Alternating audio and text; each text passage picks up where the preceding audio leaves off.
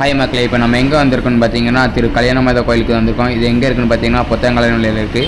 கல்யாணம் ஆகாதவங்க இந்த கோயிலுக்கு வந்தீங்கன்னா கூடிய சீக்கிரத்தை கல்யாணம் கூடுன்னு சொல்லியிருக்கிறாங்க. இப்போ நம்ம குடியில் பார்க்குறோம். அங்கே பாருங்கள், அழகாக குடியில் பண்ணியிருக்காங்க. இது செலவு மிஞ்சி போனால் 2 லட்சம் வரும்னு சொல்லியிருக்கிறாங்க. அவ்வளோ அழகாக அற்புதமாக பண்ணியிருக்காங்க பாருங்கள். தண்ணி வாட்டர் ஃபால்ஸ் சொல்கிற மாதிரி அப்புறம் விலங்குகள் எல்லாமே வச்சுருக்காங்க. இப்போ நம்ம உள்ளே பார்க்க போகிறோம், உள்ளே என்னென்ன இருக்குன்ட்டு. ஃபஸ்ட்டு உள்ளே போன உடனே என்னென்னு பார்த்தீங்கன்னா நரகம் மாதிரி நீட்டாக அமைச்சு வச்சுருக்காங்க. டைனோசர் எல்லாமே வச்சுருக்காங்க. நரகத்தில் என்னென்ன இருக்குமோ அது எல்லாமே நம்ம இதில் வச்சுருக்காங்க, உள்ள குடிலுக்குள்ளே வச்சுருக்காங்க. அதுக்கப்புறம் இந்த சைடு பார்த்திங்கன்னா நம்ம ஏசப்பா கூட இருந்துருவாங்க, எல்லாருமே இதில் இருக்கிறாங்க பாருங்கள். அதுக்கப்புறம் என்னென்னு பார்த்தீங்கன்னா சொர்க்கத்தில் நம்ம என்னென்ன இருக்குமோ அது எல்லாமே அழகாக அமைச்சு வச்சுருக்காங்க. ஏசப்பா ஆட்டுத்தொழிலில் பிறந்தது. அதுக்கப்புறம் பார்த்திங்கன்னா கிறிஸ்மஸ் தாத்தா, அப்படியே சொர்க்கத்தை நேரில் பார்த்த மாதிரி இருந்துச்சுங்க. நிறைய மக்கள் வெளியூர்லேருந்துலாம் வந்திருந்தாங்க.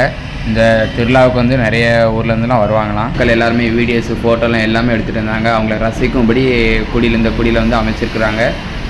அதுக்கப்புறம் எல்லாருமே ஃபோட்டோ எடுத்துருந்தாங்க. நம்மளும் ஃபோட்டோ எடுப்பாங்க, நம்ம பசங்க சொன்னாங்க. அதனால் நம்மளும் ஃபோட்டோ எடுத்த கோயிலுக்கு யாரெல்லாம் வந்திருக்கீங்களோ அவங்களாம் கமெண்ட் பண்ணி